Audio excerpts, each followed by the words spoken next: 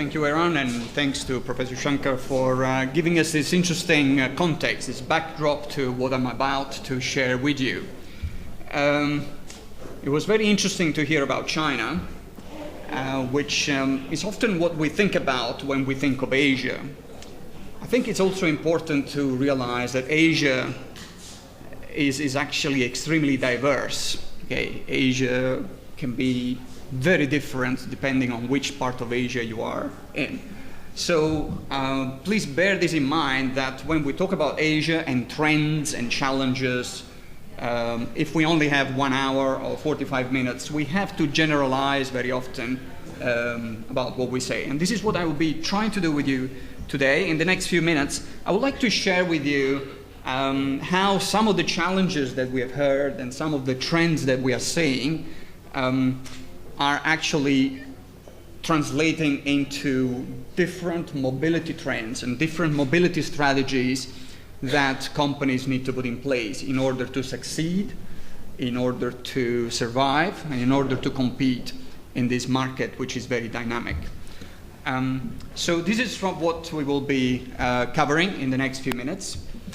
Starting from an understanding of the global trends, before we zoom onto Asia, let's have a look at some of the key trends that are actually driving some of these changes. A lot of these will be very familiar to you, so I'm not going to spend a lot of time on this, but I think it's beyond question. It is beyond question that the world today is going through a period of sustained economic and financial uncertainty, especially in the West.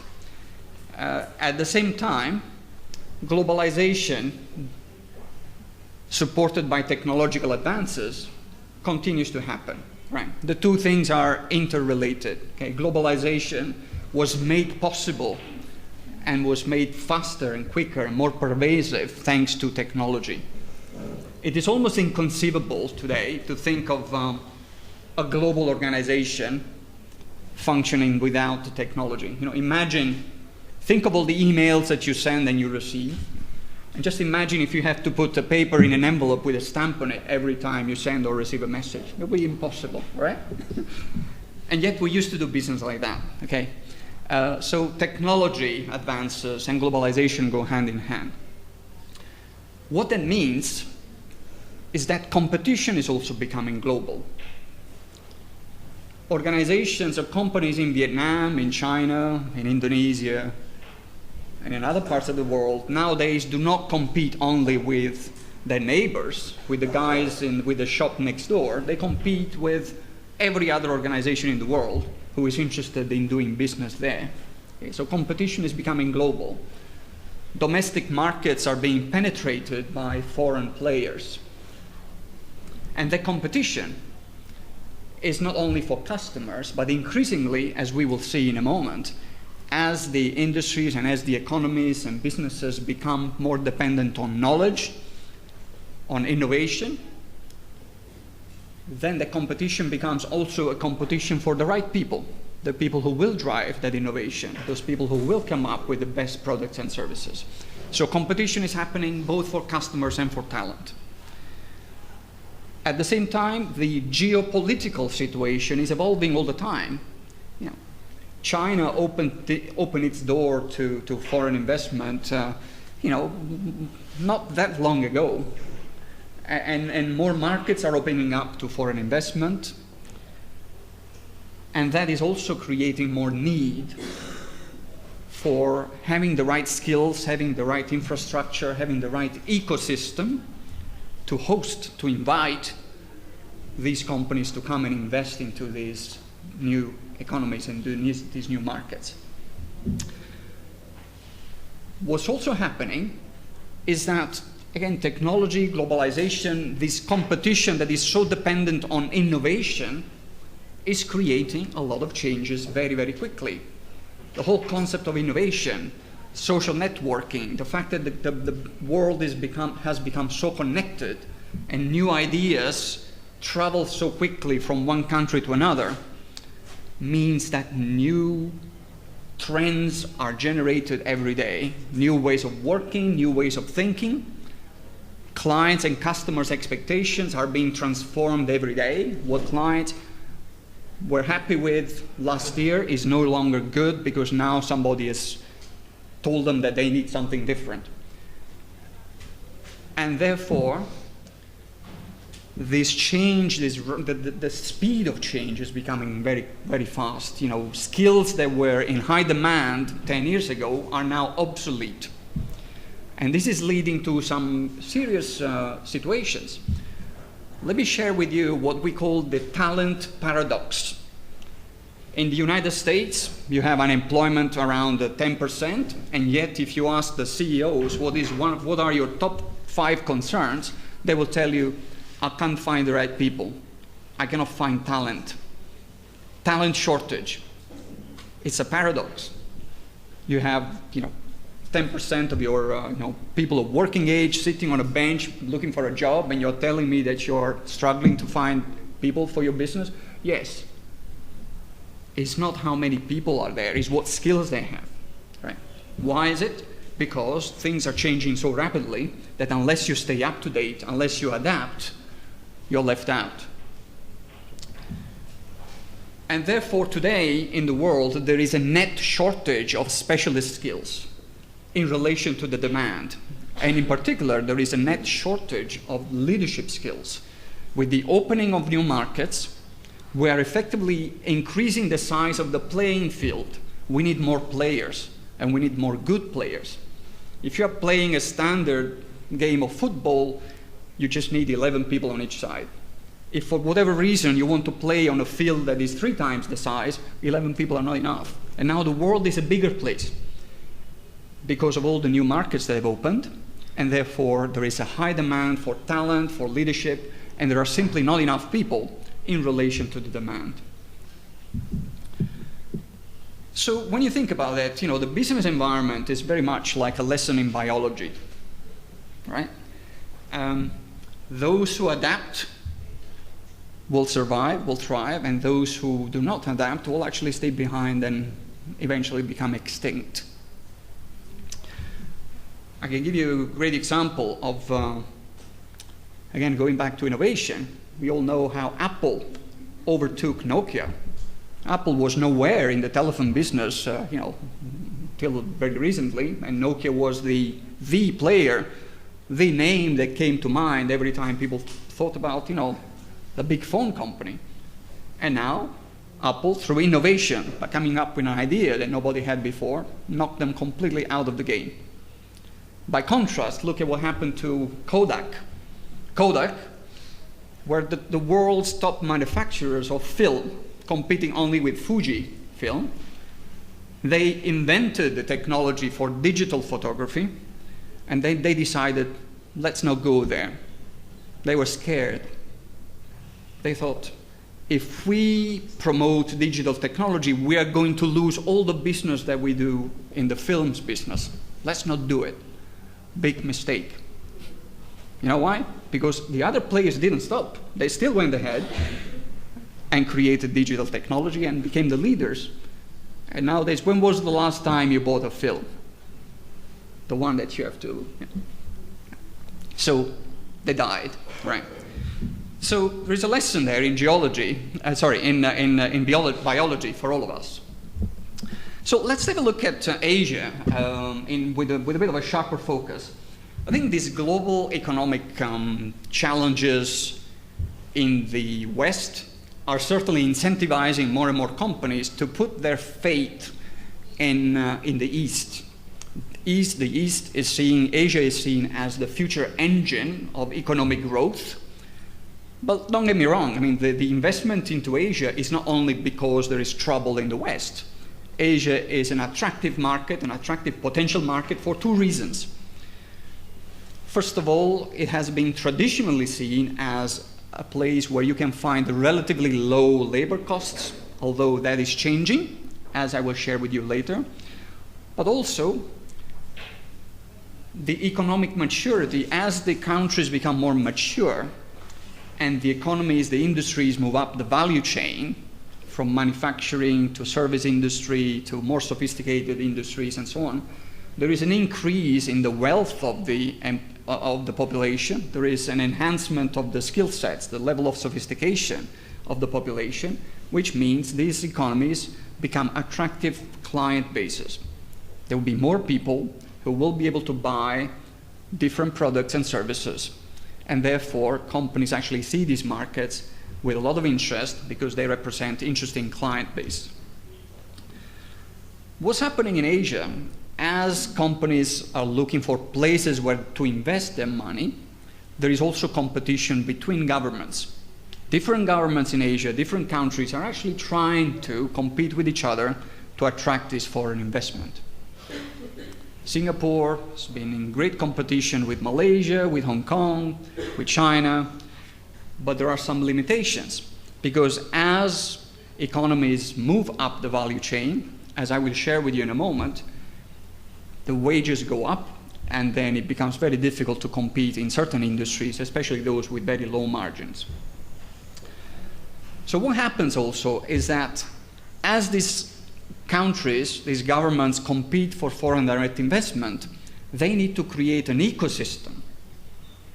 It's not just attracting the foreign investment. The investors need a whole range of other services around them to be supported.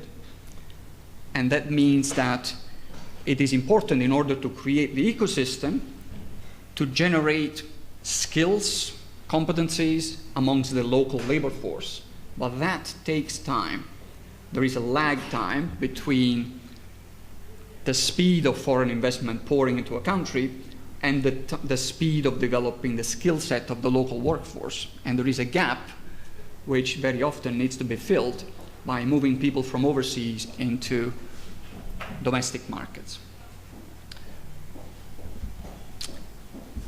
So effectively, this is how it works. The global competition is forcing companies to look beyond their domestic markets for low-cost locations and new customers. At the same time, that happens in parallel with competition between governments for foreign direct investments. So foreign players move into domestic markets, they compete for customers, they compete for human resources, and what that does, by putting pressure on local companies, it forces local companies to actually play the same game. I'm supporting a number of companies in Indonesia, in Vietnam.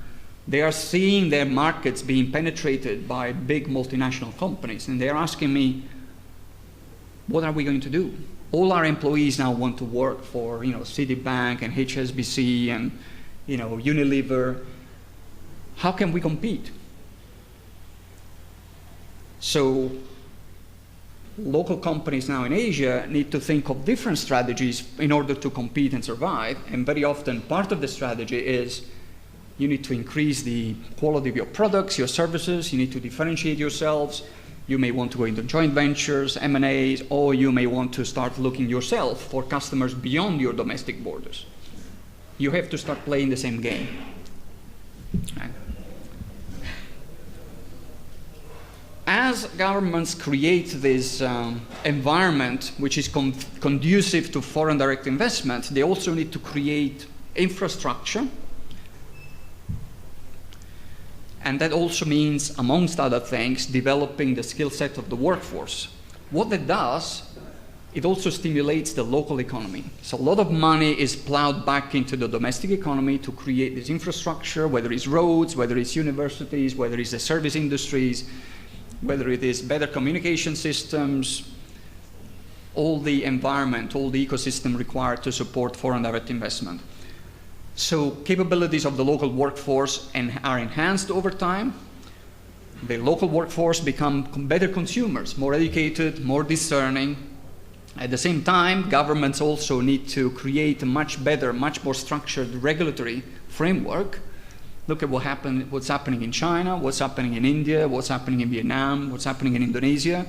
Again, as more and more foreign players come in, the government is realizing that we are in a different situation now. We need to start putting more clarity, more structure around our tax legislation, our employment law, our social security system. We need to make some decisions, and that means all these things are becoming more sophisticated. The compliance environment, the regulatory environment is becoming more sophisticated, and that whole thing leads to a diversification of the industry sectors within many of these economies. And that diversification, over time, pushes the industry up the value chain. I'll give you the example of Singapore in a moment, just to give you an illustration. Now, the competition between companies has really two effects, two actually quite paradoxical effects. On one hand, competition is putting downward pressure on cost. You remember the presentation we saw before, how the margins, especially if you are in a manufacturing sector, the margins are becoming smaller and smaller because competition is putting downward pressure on cost. But at the same time, competition for talent means that the wages are going up. So how do you keep the costs down in an environment where wages are going up? Again, that is another reason why, over time, some of the low margins process industries tend to move out of certain locations because that location becomes too expensive to be a manufacturing hub. And those processes are often moved to second, third, fourth tier cities or offshored altogether. And added value services like the service industries, the financial sector become more prominent in the basket of the economic industry profile of organizations. At the same time, as this happens, that particular country becomes a more attractive customer base because you have people who earn more money. They are working in more value-added services. They've got more money to spend, to invest, and that becomes, again, an evolving scenario of economies that are transforming themselves, people's wealth profile are transforming themselves. So again, this ecosystem is not static, it's very dynamic, which is why companies need to understand it, they need to adapt, and they need to recognize the challenges as well as the opportunities of this constantly evolving scenario. Let me give you an example of about Singapore. Now, if you Google Singapore, if you look at Wikipedia, Singapore is just a classic example of what I've just been talking about. Singapore is a very small place. It's actually a city, a city-state, right? But despite its very small size and the fact that the country has only been in existence as a country in its own right since 1965, so only 47 years old, younger than me, Singapore can boast quite a number of interesting records, and I'm not going to read them all. You can read them by yourself. So it's in second place in terms of economic freedom. It was named as the world's easiest place to do business. It's attracted more than 7,000 multinationals from US and Japan and Europe, as well as India, and Chinese companies actually go to Singapore. It is the world's top logistics hub, is the world's fourth financial center, the fourth largest foreign exchange trade hub, one of the world's top 3 oil refining centers, the world's second largest casino gambling market. There's more money moving in Singapore's casino than in the whole of Las Vegas. And the casino was only opened, 4 years ago, right? There was a big debate about whether they should open a casino in Singapore because, there was all these politicians debating, there's a lot of problems, people will become addicted, there's a lot of crime that goes with it, gambling, crime, prostitution, all these kind of things. Maybe we shouldn't. Then in the end, they opened 2. There's just too much money there to miss the opportunity, right? Is the world's largest oil rig producer. Is one of the world's major ship repairing hubs, one of the busiest ports in the world. It's got world-class manufacturing, electronics, oil refining, chemicals, a lot of things, a very diversified industry base. It has the world's 3rd largest per capita income, and it has the world's highest percentage of millionaires households. 1 in every 6 Singaporeans have more than $1 million disposable. That's without counting property, all right? Disposable in the bank. Unfortunately, I'm not one of them. But then I'm not Singaporean, right? Now, we're talking about a country that has only just over 5 million people. It doesn't have any natural resources, doesn't have gold mines, doesn't have anything, doesn't have oil, there's no agriculture, there's nothing, right? Okay. Location, all right, location, right? Excellent. And look at this. This is an interesting statistic. About 45% of the people who are in Singapore were actually not born there. I think that is actually a great example of what I was saying, how by bringing together the right people, you can actually foster an environment where you have everything you need to support the needs of your domestic environment, or your domestic industry, but also to attract foreign organizations to come in, because they can find whatever they need in terms of skills. There's a great infrastructure, and that's why when companies want to do business in Asia, they think, depending on the industry, very often they think, regional headquarters, Singapore. Everything you need is there. If not Singapore, they may think of Hong Kong, some of them may think of China, and so on. But Singapore as a country is not complacent. They realize that they have a competitive advantage only for a period of time. Other countries are doing the same. They're trying to eliminate corruption, they're trying to build infrastructure, they are competing for talent, and therefore Singapore is very aware that they need to think of something new. They are trying to continue to do something different from other countries, and that's why they try to diversify their economy more and more. Now, for example, they want to become the biotechnology hub of Asia. Why? Well, because no other country in Asia is a biotechnology hub yet. So they say, we want to be in a position that all biotechnology companies, if they want to do business in Asia, they will choose Singapore as the preferred location, right? So that's the thinking. Diversification, specialization, have something unique to offer. So effectively, when we look at this in very basic terms, okay, the law of supply and demand, all right? In terms of demand, the competition, as we said, is for talent. So competition is driving up the demand for talent, but also as the economic maturity of a country increases over time, more and more sophisticated skills are required. So that is also driving up the demand for specialist talent. On the supply side, where is the supply going to come from? Well, part of the supply is going to come from the domestic labor pool, so the people who are already in the country. And once you've run out of Singaporeans, or once you've run out of your nationals with those skills, what you can do, you can actually start training more people. People who don't have those skills, you can actually try and train them. But that happens too slowly, all right? Okay, if you want to develop the next generation of biotechnologists in Singapore, it's going to take a generation, all right?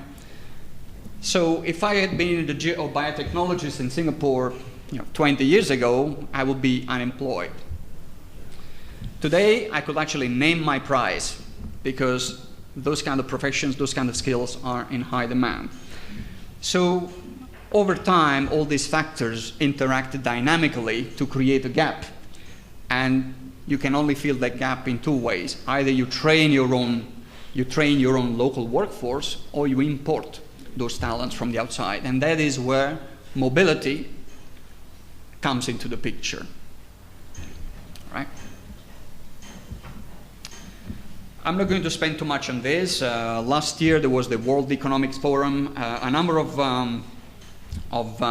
executives were asked to predict a talent shortage in various parts of the world.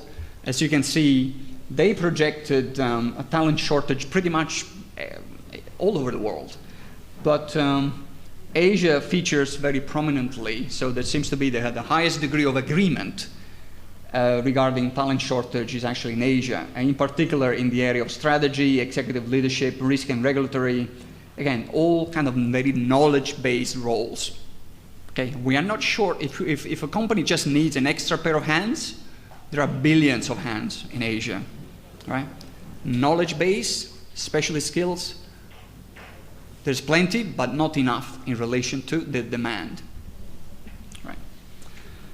So what does it mean in business terms? Now, I'm not a business person, and therefore I try and keep things very simple, so please forgive me if this is an oversimplification, but if you think of business and you really boil it down to the very basics, okay?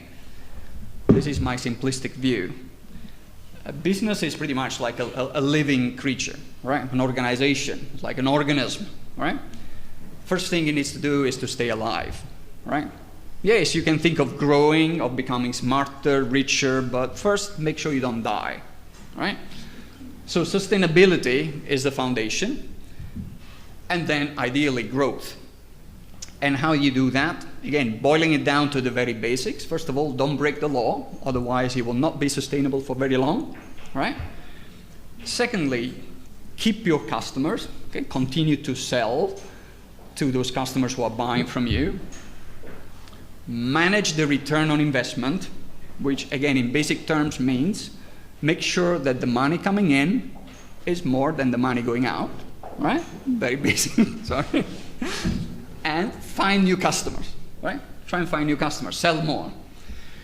In practical terms, companies grow and compete in a number of ways. And again, if we wanted to distill it into foundational stuff, innovation, we've heard, okay, we compete by offering something that no one else has, something new, or maybe something that no one else needs, but we are going to convince them that they need it, okay? Right. Or we can compete by doing something that other people do, but we are going to make it better. Our products are going to be better, our services are going to be better, and this is how we're going to compete. Or we are going to grow by entering new markets, finding new customers, effectively expanding our client base, maybe finding locations where we can leverage lower cost of labor. We can grow through mergers or acquisitions, okay? We can also grow by having access to the right information. That's sometimes is very often overlooked, but if you want to succeed in business, you need to understand a very complex environment. You need to know who your customers are, their purchasing patterns, what do they want, where do they buy, what is selling, what is not selling, what's your price point compared to your competitors. You need to have a lot of information, right? Otherwise, it's like you're trying to fly a plane through a thunderstorm with no instrumentation, without knowing where you're going and where you're going to land. Right? And you must have strategic alignment. It sounds like one of the consultants love the strategic alignment word. What that means in simple terms is make sure that everything you do is creating value for your business. Okay? Whatever you're doing needs to have a purpose, needs to be aligned, needs to contribute to generating value for yourself and for your customers. Okay. So again, this is in a nutshell the essence of what we see businesses doing. Okay, and this so far has all been business talk. But if you take a moment to look at these priorities, you realize that they're all heavily dependent on the type of people you have. All right? So you can immediately translate these business imperatives into HR imperatives. Why? Because, well, innovation, who innovates? Machines don't innovate. People innovate, right? How can you have a business strategy based on innovation unless you have people who can innovate? How can you have a strategy that relies on providing the best products and the best services unless you have the right people? Okay. How can you enter new markets unless you have people who understand the complexities of those markets, who can communicate with customers, understand customers' preferences, who can manage a team of people from a different culture in a foreign location? Okay. When you go through a merger or an acquisition, what are you actually buying? Okay, maybe you're buying a location, maybe you're buying a brand, maybe you're buying some machinery, but ultimately, what is a brand? A brand is quality of services, quality of products, innovativeness, right? Imagine if Deloitte Consulting, for example, where I work, big consulting firm, imagine if one day we wanted to buy a competitor, we go through an acquisition and we buy McKinsey, for example. And the next day, all the best McKinsey consultants resign and go away. What have we bought? Nothing, right? So it's all about people. Again, information and systems. You can have all the information you like, but that's not enough. You need to have people who understand what information is required. You need people who can interpret that information. You need people who can make decisions based on the information. Just information by itself, it's not really very useful unless you know what to do with it and make decisions. All right? And strategic alignment means make sure everyone in the organization understands the strategy and executes that strategy correctly.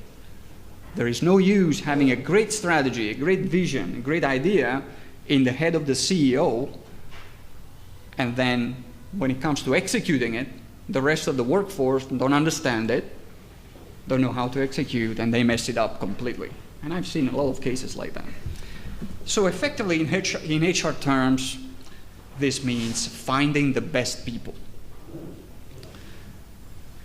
Finding the best people no matter where they are in the world. Getting everyone in the organization to do the right thing at the right cost, at the right time, the right location. And once you get the best people, the challenge is retaining them. Make sure they stay with you. Remember, you don't only want to retain your customers, you want to retain your best people.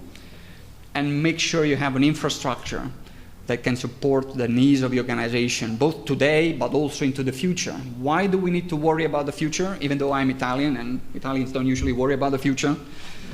Actually, they don't even worry about the present, actually.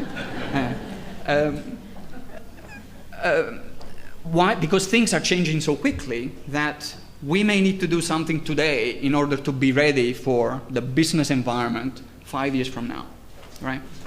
I was approached by the Singapore government some time ago, and they asked me to put together from Deloitte a team of strategists and microeconomists, because they wanted to understand what's the business landscape look like in Asia in the year 2040, right? So they realize that there are some things that they need to do today to have a competitive advantage compared to other economies in Southeast Asia 30 years from now, right? They realize that this is a long journey, yeah, and you need to start now.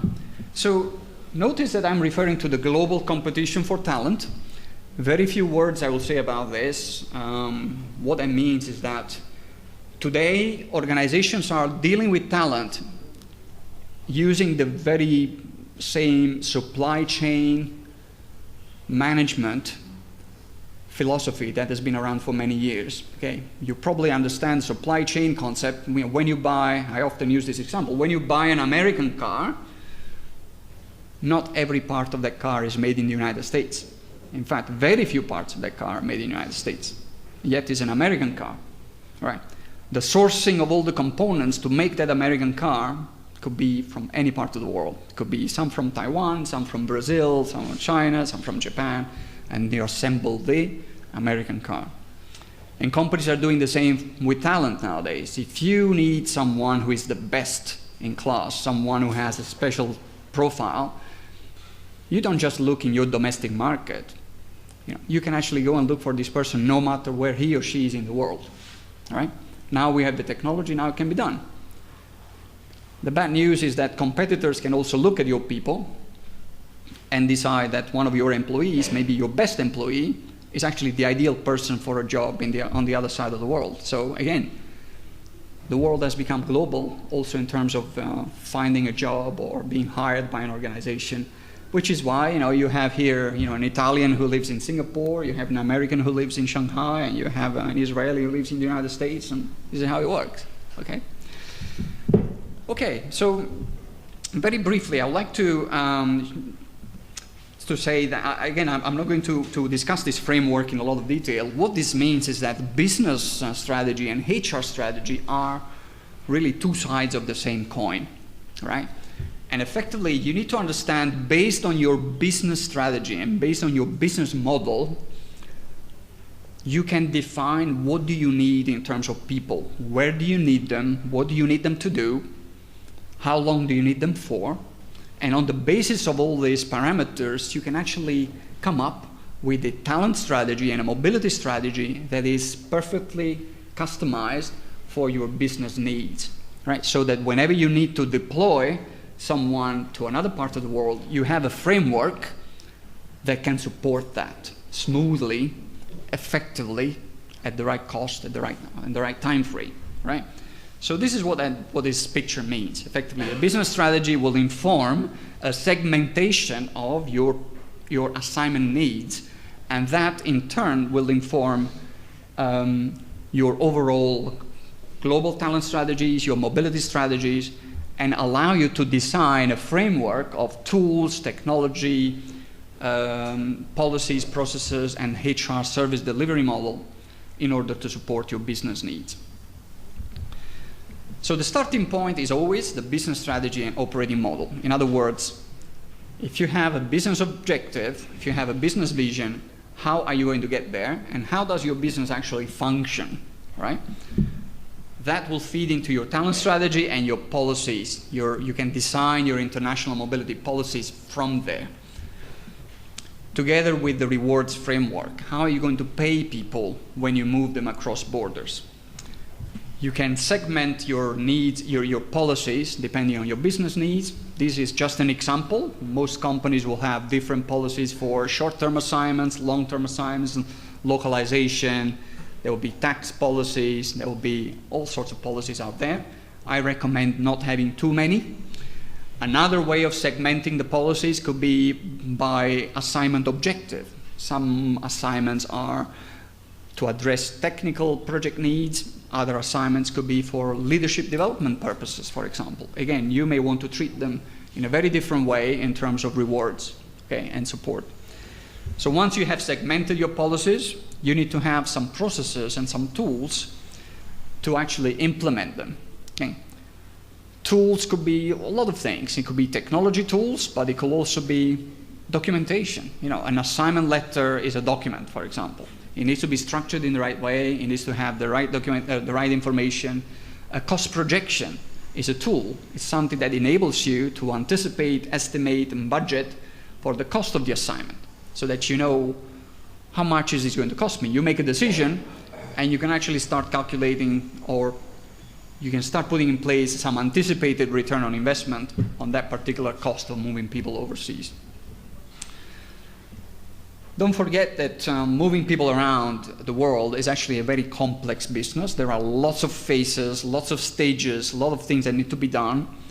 And therefore, you need to have processes, policies, tools that support each one of these stages of the life cycle of an assignment. Equally important is to define who does what. Again, recognizing that when people move across borders, there are lots of people get involved. There could be people in HR at the headquarter level. There could be HR in the home country, HR in the host countries, line managers on both sides. There could be third-party vendors. There could be all sorts of people, plus the assignee, the spouse, the kids, right? You need to define who does what, because let's not forget, we are dealing with these employees at a very, very sensitive time in their lives, right? When we ask one of our employees to ask the spouse to give up her job so that they can go overseas, take the kids out of school and say goodbye to their friends, and put the dog in quarantine for 6 months, and they cannot ship their wine collection because they are going to the Middle East, and they cannot ship the grand piano because the policy does not allow. We want to make sure that when we talk to these guys, when we put them through this process, things go smoothly, because they are very, very sensitive at this point in time, right? And they feel that they are doing the company a big favor, right? So having the right network of third-party vendors, very important. Work with people you can rely on, because then the chances of things going wrong are reduced. And the better, the more smoothly it goes, the more you have happy assignees who get to the host location, they are productive, they are happy, their spouses are well supported, Otherwise, they will be against you from day one. I have been asked to say a few words on safety and security. Do we still have time? Yeah? Sure. Yeah. Again, this is something I spent many years dealing with. And again, I'll try to mention it in a very short time, but this could be the subject of a 2-day workshop. The essential point there is that when we as employers ask an employee to go overseas, we have a duty of care obligation towards that employee. All right? We have a certain degree of responsibility for the safety and security of that employee and the family. Okay. We're not 100% responsible, by the way. They have to do their part. Okay? But nevertheless, I think it's important to recognize that assignees and families are exposed to a number of issues, a number of potential risks over and above what they will be exposed back home. Even something as simple as a common illness. Okay, if you have an employee who is working in, I don't know, in Cambodia and develops gastroenteritis, right, stomach ache or bad stomach ache, food poisoning, back home they would have just gone to the doctor or picked up the phone, talked to someone, get some medication, got better. If they're in Cambodia, there's a language barrier. They wouldn't know who to call, they wouldn't know where to go, they wouldn't be able to communicate with the doctor. And if they manage to get any medication, they probably shouldn't take it, right? Okay, right. Or you don't know. It may make you better, it may make you worse, right? It's like playing Russian roulette, all right? Right. So, things like that, medical conditions. If you're sending an employee overseas who has a heart condition, asthma, whatever, or even one of the children perhaps is, has a condition, epilepsy, anything, you need to make preparations for those kind of eventualities, right? Environmental and safety hazards. I remember when I was planning my trip to Tel Aviv, and in recent days, a lot of people were telling me to, maybe you should reconsider, you're crazy, don't go, the situation is bad. Huh? It never crossed my mind, actually, to cancel this, because I spent a lot of time analyzing the concept of risk, right? If you spend a week in Ho Chi Minh City, Vietnam, or even a month, and you have to go to work, it's a very safe place, by the way. There's no bombs, no missiles, nothing, right? But if you have to cross the road to go to work every day for a week, you have a higher chance of ending up in hospital than being hit by a rocket here, right? Okay. So the concept of risk, if you take a taxi journey in Beijing, you go to Beijing, you get into a cab, you find no safety belts, this guy drives like crazy, So again, we are exposed to risks sometimes that we don't recognize, right? And again, when I was working for International SOS, and some of you would know, we used to see all the statistics, in which locations do people end up in hospital and for what reason, right? Very few people went in hospital with, gunshot wounds or being hit by rockets. Very few, hardly any, right? A lot of them were accidents, crime, or some illness, or mainly accidents, right? So sometimes the definition of risk needs to be carefully analyzed, but I'm not saying that this doesn't happen. I had people in Nigeria being kidnapped. I had a whole group of Filipino who were kidnapped in Nigeria in the oil and gas business. And again, you need to deal with those issues, right? You need to have plans in place. So, by the way, all these things are applicable to some parts of Asia, right? In the Philippines, you can be kidnapped. You can be held hostage. Corruption is a big problem. You go to the Philippines or you go to some parts of Asia and you are stopped by a police car in the road. You don't know whether they want to help you or they want to rob you, all right? It's true, yeah. They may not be real policemen, by the way. So best practice, okay, first of all, do not be complacent, all right? It's very easy to say, well, this will not happen to me. All the people who were the victims of these situations thought it wasn't going to happen to them. Make sure you know where your people are, where your assignees are. Make sure you know how to contact them. try and understand the risk profile of that particular country, not only in terms of safety and security. Look at the medical situation. There could be infections, there could be pandemics, there could be hygiene risks that you need to be aware of and your employees need to be briefed about. Ensure that all the assignees as well as the line managers understand and take some responsibilities as to how to avoid and how to manage risks. You know, I had some people in South Africa and in Russia who insisted on having their housing allowance paid in cash. And my clients made the mistake of agreeing to that. They say, what do we care? They're still within budget. We give them the cash. They go and find their own housing. Bad mistake. In order to save money, these guys were taking the cash and they were going to live in places that were very unsafe. Right? No security, dark alleys somewhere, and you don't know. You know, you're a foreigner there, and you live in this place with no security, in a dark place. I mean, you don't know on which one of these evenings someone is going to knock you on the head and, you know, kidnap you or take your money, right? So again, policies sometimes need to reflect the risk profile of a situation. So do not give too much cash to your employees because you don't know how they're going to use it. They may put themselves in risky situations, right? And engage external experts. Okay, I'm not selling anything and I'm not in this business anymore, by the way.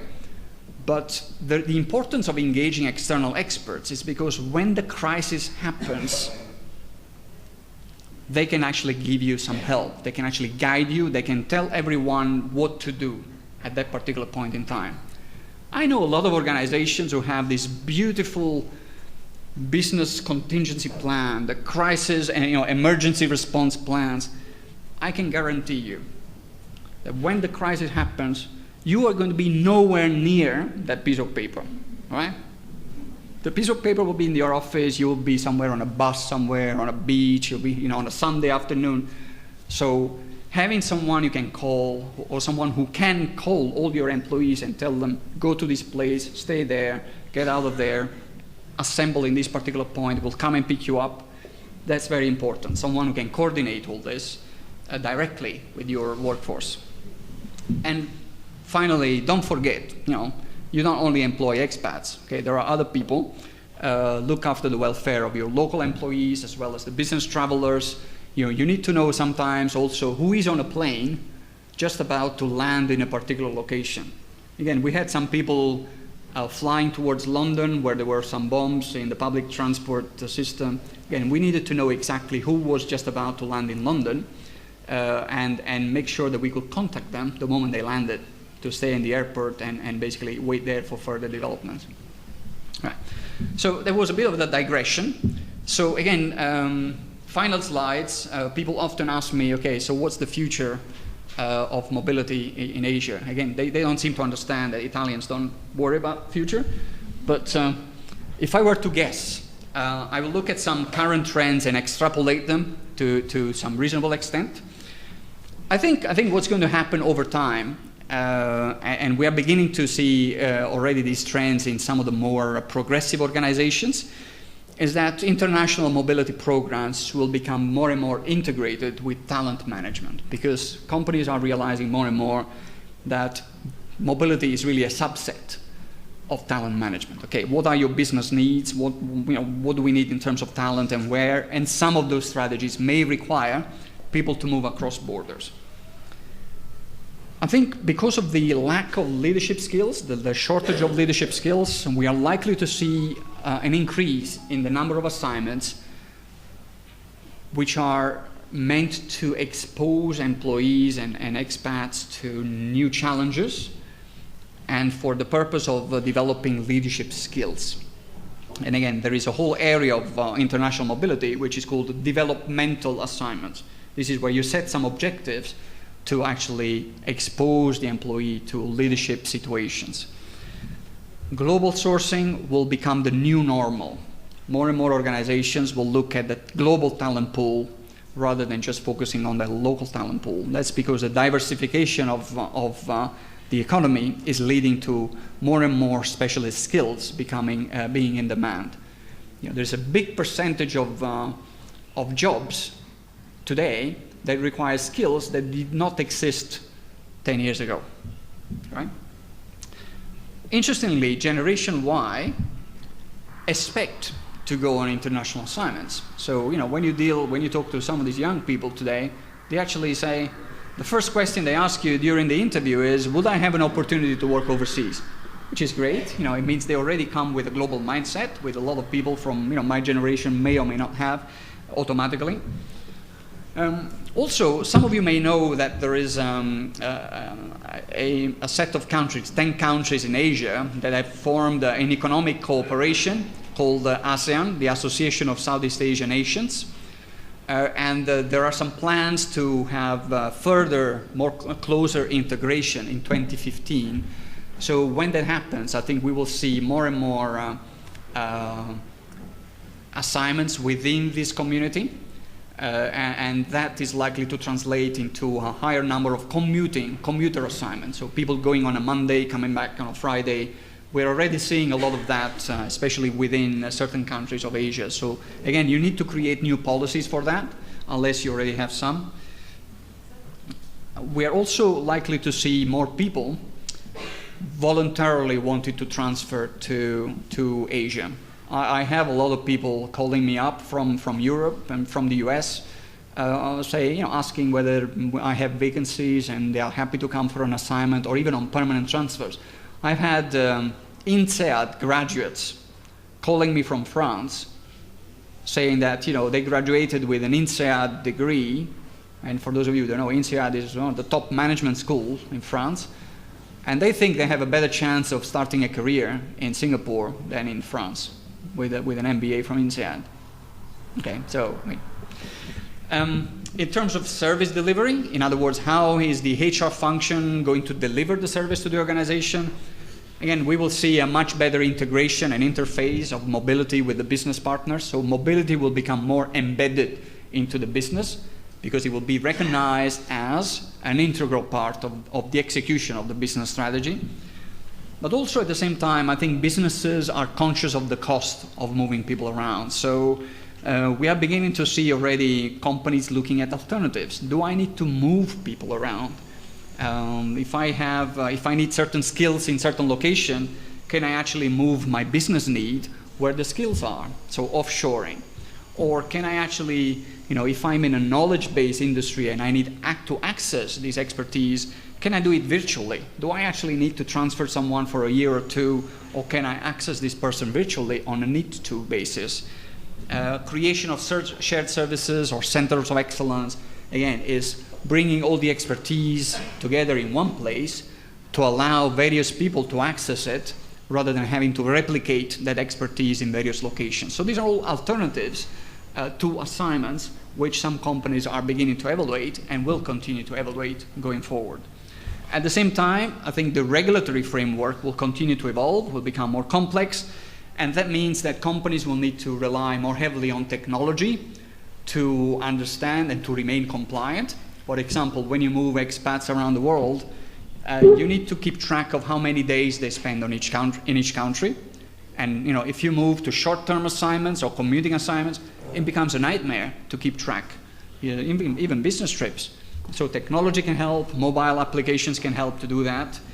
And clearly outsourcing some of these compliance issues is also going to increase because companies just cannot have the technical expertise, the knowledge of all these compliance requirements in-house. It is impossible for any organization to hire one person who understands the compliance requirements of every country in the world.